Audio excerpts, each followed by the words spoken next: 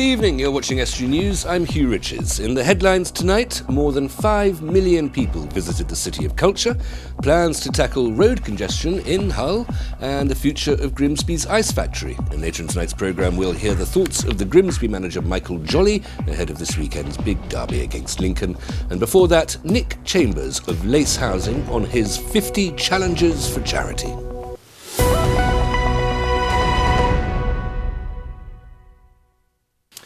A preliminary evaluation of Hull's City of Culture year has been released today by the University of Hull. 5.3 million people attended more than 2,800 events, cultural activities and exhibitions. Nearly 800 jobs have been created in the visitor economy and cultural sector since 2013, and more than 2,400 volunteers undertook 337,000 hours of volunteering, equivalent to 38.5 years. The initial results are released just months after the end of Hull's year in the spotlight to inform work to capitalise on the delivery of Hull's 10-year cultural strategy. Meanwhile, £23 million could be spent on tackling congestion in Hull. If approved, the local authority will embark on schemes on key routes, including Stone Ferry Road, Anlaby Road and a part of Beverley Road. Maintenance work will also be carried out on 30 miles to repair the public highway, including roads and footpaths. Councillors will be asked to consider the plans at a meeting next Friday before a full consideration is given by Cabinet on the 26th of March. Grimsby's derelict ice factory is at risk of being lost, according to a new report. The building has made the shortlist, along with 6 other sites, as one of the most threatened in Europe. Heritage organisation Europa Nostra will visit the site over the next few months to help develop a plan by the end of the year. The ice factory has been in a state of serious decline since its closure in 1990, with no maintenance or repairs. The search is on to find the East Riding's best pub as part of a national competition. I might help with the research there. The Best Bar None Awards are now in their 5th year. The scheme is backed by the Home Office. Councillor Sean Horton, portfolio holder at East Riding Council, says voting for venues across the county will make a real difference. The Best Bar None Award scheme is something that East Riding Council runs every 2 years, and the purpose of it is to promote responsible management and operation of pubs and other licensed premises in the East Riding area. I think there's something like 850 pubs and bars in the East Riding, so it's a significant amount, and we hope that they will take the opportunity to apply for the award scheme. They have a chance of becoming winners in particular categories, for example, town centre bars, town centre pubs, best rural pub, best community pub. So there's lots of opportunities to be winners in various categories, and of course the chance to be the overall winner as well. And even those that don't win will get accreditation to show the good work that they're doing to make sure they're providing good premises and working as part of the community. We'll be looking for businesses that look to discourage binge drinking, businesses that look to be part of their community, avoiding crime and antisocial behaviour that's a result of alcohol drinking. Also looking after their customers, having close links with the police and the licensing authorities. So it is looking for overall good and responsible management of pubs and licensed premises. And East Riding Council has got new names for its fleet of gritting lorries. The 21 names were chosen by the authority's winter team and gritter drivers from the suggestions of local residents via a social media appeal in January. The names include Sprinkles, Nicole Saltslinger, Gritty Gritty Bang Bang and Spready Flintoff. The machines will deal with ice and snow on the county's main roads, covering around 800 miles. Scunthorpe Market will move to the former BHS store in the parishes. The existing market building requires a multi-million-pound refurbishment to meet current standards. Alternative plans would have meant that traders would have had to move to a temporary facility or cease trading while the building was refitted. Both traders and shoppers were clear this was not an option during a recent consultation. The relocation forms part of North Lincolnshire Council's £60 million commitment to regenerate the town centre. And Hull City Council is finalising plans for a zoo. If successful, an application for a zoo licence would see the Animal Education Centre at East Park House with a wider range and number of animals. The Holderness Road Park currently has monkeys, goats and a lemur among its inhabitants. It would also develop an education and conservation programme. The Hull North MP backed the Prime Minister's proposed actions against hostile Russian operatives in the UK when she spoke in Parliament yesterday. Diana Johnson has also backed tougher laws being considered to prevent hostile Russian agents from entering the UK at the border and expressed surprise that these powers did not exist already. Theresa May has expelled 23 Russian diplomats from the UK in retaliation for the Salisbury nerve agent attack. The Prime Minister said that the UK was suspending high-level contacts with Russia and dignitaries will no longer attend this summer's World Cup. The Kipling Coats Derby has been cancelled due to flooding. The event near Market Weighton is said to be the oldest annual horse race in the world. Last year was its 498th running. 2 horses ran along the course today to keep the tradition alive, as the rules state that if it's not run for 1 year, it must never be run again. A new exhibition opens in Hull tomorrow, running until the 27th of May. It's the work of local artist Richie Culver. His first solo piece of work, it looks at time spent on job seekers' allowance, as he explains. Hello, my name's Richie Culver and this is an exhibition called Nobody Knows Me Like Dawn from the Job Centre. It's meant to be almost like a love story, a sort of a confusing love story between the job seeker and the benefit supervisor, and sort of how you feel your life is kind of in that person's hands, or your destiny is in that person's hands. And the paintings in the exhibition are basically the in-between days. It's kind of, various stories. I feel it's the strongest work of my career for sure. It's also, the proudest kind of moment to be showing in my hometown with Tim Noble and Sue Webster downstairs, who are like amazing artists that I've respected for a long time. 10 years ago, probably didn't think that this would ever happen in my hometown. It's kind of like wanting gratification from your parents or whatever. I always wanted some sort of gratification from my hometown, but it's like, when will that ever happen? And we've got the City of Culture, and whether I get that or not, that's the thing about when you put yourself out there to be judged as an artist. But I hope people like it and enjoy the show. Now, a Lincolnshire housing executive is taking on a series of 50 challenges to raise funds for charity. Nick Chambers of Lace Housing in Lincolnshire joins me now to tell me about the task ahead. Nick, welcome. Thank you very much for coming in. Thank you. First of all, tell me a little bit about Lace Housing. Well, Lace Housing is a specialist housing association. It was formed back in 1964, so it's in its 55th year now. And its primary purpose is to develop specialist housing for older people within Lincolnshire and the surrounding area. And how many people do you house? We have over 250 units, but we've also got a further 82 units that are about to start on site by the end of March. Yes, you found a 5 down the back of the sofa, is it? Yes, kind of. Yeah, we secured 3.8 million from Homes England, which means that we can progress with our first phase of our development plans for Lincolnshire.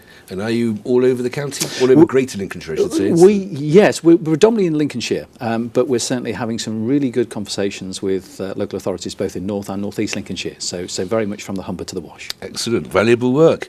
Now, 50 tasks for charity. What 50? What prompted that number? Well, it's my 50th year. It's my 50th year this year, and a colleague of mine was celebrating their 35th anniversary last year and did 35 challenges. And my team at Lace decided that, given that it was my 50th year, that I should do 50 challenges for this year's chosen charity. Didn't give you much choice in the matter, clearly. I've had very little choice in the matter. Very little choice indeed. So give me an example of some of the things that they've been making you do. Well, various things. I've spent some time helping with the cooking and serving in a restaurant. I've also spent some time sitting on a reception and taking calls and dealing with that. My next task is on Sunday. I'm one of a team of 13 from Lace who are taking part in the Lincoln 10K. We're a little bit nervous about the weather. It's supposed to be 2 degrees and very, very cold. It's going to be horrible. Yeah, thank you. Sorry. Thank you very much. Thank you. It is. So we're slightly nervous about that, but we've got the 10K on Sunday. And then from really training as far as running, I then move to training as far as biking, because in May we then begin a bike ride from Lincoln across to Skegness. Now, you're raising this money for charity. Which charities?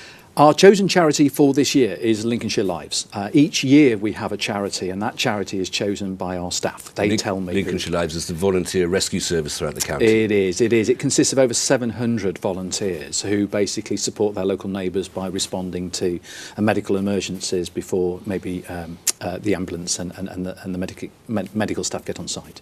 And there's a little bit of help for the RNNI as well, or that was last There time? is. Well, we have a chosen charity every year, because although we're a charity ourselves, we like to support other local causes. And last year our chosen charity was the RNLI, which is a fantastic cause. And we really... Sorry, didn't mean to interrupt, Nick, but if people want to contribute to help with the charity, how should they get in touch? They can get in touch by contacting us either at Lace Housing or visiting our website, which is www.lacehousing.org. Nick, that sounds an extremely daunting prospect you have for the rest of the year. And happy 50th birthday when it comes. Thank you very much indeed. Thank you. Join me after the break. Jack will bring us interviews with the managers of Grimsby and Scunthorpe in the sports, and our very own Luke joins me on the sofa with the latest news from the world of culture.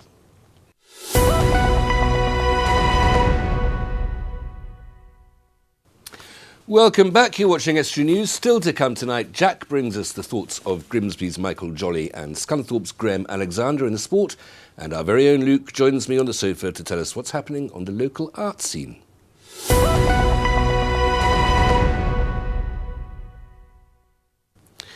More than 200 trainee engineers will be hired across Yorkshire and the Humber as part of Open Reach's biggest ever recruitment drive. Trainees will join the UK's largest team of telecoms engineers, working to expand, upgrade, maintain and install new services over Open Reach's national broadband network. Engineers will be recruited over the next 12 months, based in areas including Beverley. Castle Hill hospital workers in Cottingham say they've been inundated with gifts of tea, coffee and biscuits after a thief ripped a donations box off a wall in a cancer ward. Nurses on Ward 31 were shocked to discover the box used to collect contributions for hot drinks and sweet treats had been stolen from a kitchen used by families of patients fighting cancer. However, within hours of Hull and East Yorkshire Hospital's NHS Trust revealing the theft on social media, donations started arriving on the ward from the public and local supermarkets. One card left by a well-wisher contained £60 and the message, "No one should be without a cuppa and a biscuit." Very true. Bridlington is set to become home to some of the UK's best graffiti and street artists. As part of the Arts Waves Festival, Cop and Hibbert are bringing some of the best street artists from across the countryside to the seaside. The Urban Paint Jam will see 150 metres of canvas at Bridlington Park and Ride transformed into a street art masterpiece by artists over 2 days. The event takes place on the 12th and the 13th of May.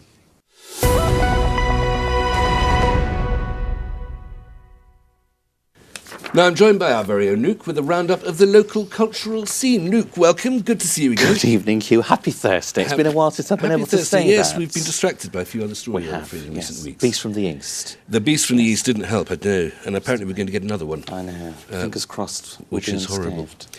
What have you Okay. found going on? Lots happening. Tomorrow, tickets for George Ezra goes on sale. He's going to be performing at the New Hull venue. Later in the year, that's on the 10th of November, as part of his UK tour. And he's coming to the fabulous city of culture that is Hull. Okay, I'm not familiar with George Ezra, I'm afraid. Fairly new artist. He's only 24, but he's got a very mature, deep, soulful voice. I know one of his songs is called Budapest. That's right. That was a big single back in 2013. It reached number 3 in the UK Oh, you charts. see, I'm so old. I think of that as a Jethro Tull song, Okay. Budapest. It had lots of regular airplay on the radios and the music channels. The video was very clearly well not on produced. Radio 4. No, absolutely. Textiles. Yes, textiles. This is a one-day textile workshop exploring working with felt fibres. So that's on Saturday, 11 a.m. till 3:30 p.m.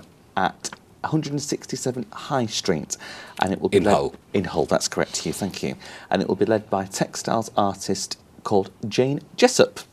So people will be able to go along by paying, if they want to take part in this, pay a £35 fee, and they will be able to design and create a felted picture and beads using a range of materials, including fibres, silks, sequins, buttons and threads. It sounds right up my street, It actually, does, Hugh. Luke. Particularly the silk and sequins. Seeing how you're dressed on Monday. Absolutely. Going along to that.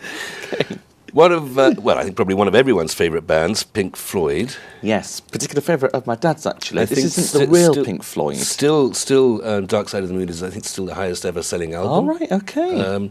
But yes, no, this is a Floyd tribute band. Floyd tribute. I was going to say rip-off there for a minute. Tribute band. Yes, a tribute band. And there's a quote here, Hugh, from Pink Floyd's Nick Mason, who said in a recent interview on LBC, called the tribute group Better Than We Are. So that's obviously testament to how good they must be as a tribute band.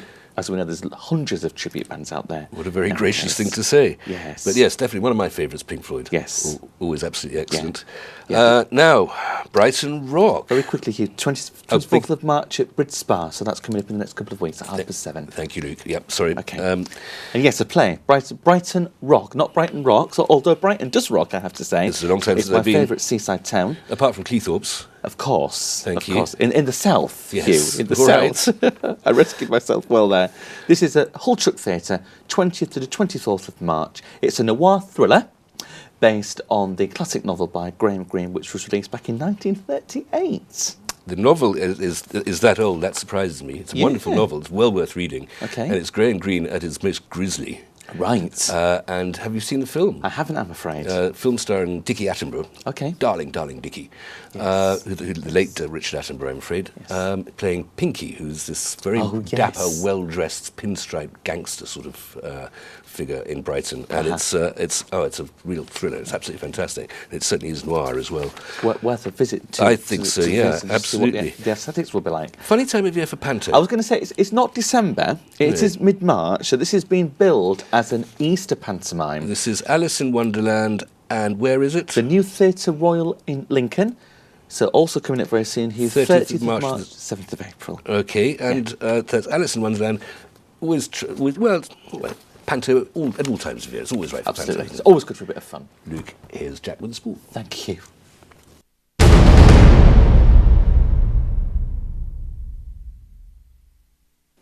We'll start with football, and Hull City's longest-serving player made a surprise appearance against Ipswich on Tuesday. Forgotten man David Myler came on with 17 minutes remaining in what was his first appearance in nearly 6 weeks. The Republic of Ireland international was seemingly frozen out by Nigel Adkins after the club confirmed they wouldn't be taking up a one-year contract extension on him. Myler himself tweeted after the game expressing his delight at returning to action and with the result. Myler, who first joined City in November 2012, also paid tribute to the 3 goal scorers Marcus Henriksen, Jared Bowen and Harry Wilson. Meanwhile, in League One, Scunthorpe face another tricky test this weekend when they play host to third-place Shrewsbury. The Iron came away with a creditable 3-3 draw against second-place Wigan last time out, and they'll be hoping to take heart from that result. The Shrews have been the surprise package this campaign, with many pundits predicting them to be fighting relegation before the season started. Led by former Grimsby boss Paul Hurst, the key to their success has been a resilient defence, conceding just 26 goals in 35 games. United manager Graham Alexander is expecting a difficult game, and he paid tribute to Saturday's opponents. They started the season exceptionally well, better than any other team in the division, which gave them a head start. But they've maintained picking up points all the way through, and they've done an excellent job. Paul Hurst. So we know the challenge that we've got coming to Glanford on Saturday, but I'm sure they know of our qualities as well. And I believe in the last few games we've shown some real good positive signs about how we want to play, but we just need to again just turn that screw in at both ends of the pitch. On to League Two, where Grimsby are preparing for a massive derby game at Lincoln on Saturday. Michael Jolly made an unbeaten start to life as manager in the 1-1 draw with Port Vale last weekend. He will have another week to work with his players and the training ground in the build-up to the biggest derby in recent years. He's also added to the squad with the signing of experienced forward Gary McSheffrey. The 35-year-old has been training with the Mariners and is eligible for selection this weekend. The former Coventry, Birmingham and Scunthorpe man has signed a deal at Blundell Park until the end of the season. I asked Michael Jolly what qualities McSheffrey can bring to the club. He's very good around the building. We've got some younger players here who are just at the beginning of their careers, and Gary's able to talk to them and help them. And even myself as a youngish, newish manager, Gary and the other senior players we've got here are good people to have around because they've been around the block, so to speak, and they know the way around the Football League. So no, really happy that Gary's here, and I'm sure he can help us between now and the end of the season. In Rugby League, Hull FC have announced the contract extensions of two of their key players. First to sign was young prop Masi Matongo, who's penned a new 3-year deal. The Zimbabwe-born player has impressed since making his Super League debut for the Black and Whites in 2015. The new contract comes within a week, which has seen him make his first Super League start against Leeds Rhinos and a call-up to the England night squad. Also signing up is Matongo's teammate Carlos Tumavave, who's agreed a 2-year extension. The New Zealander has been a consistent performer for Hull over the past 2 seasons, scoring 22 tries in 54 appearances. And finally, Hull's cross-city rivals, Hull Kingston Rovers, are in Super League action tonight. The Robins travel across Yorkshire to take on Huddersfield Giants. Head coach Tim Sheens will be hoping for a reaction from his players after the defeat to fellow strugglers Catalan Dragons last week. The game kicks off at 7:45 tonight, and I'll bring you all the details in tomorrow's bulletin. That's all for today's sport. Back to Hugh in the studio.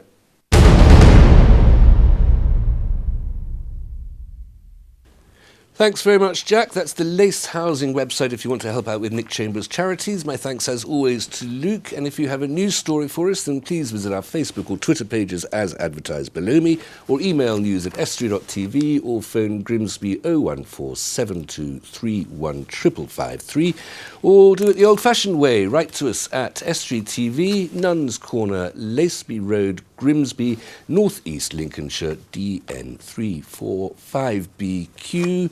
Until tomorrow, from all of us here, good evening.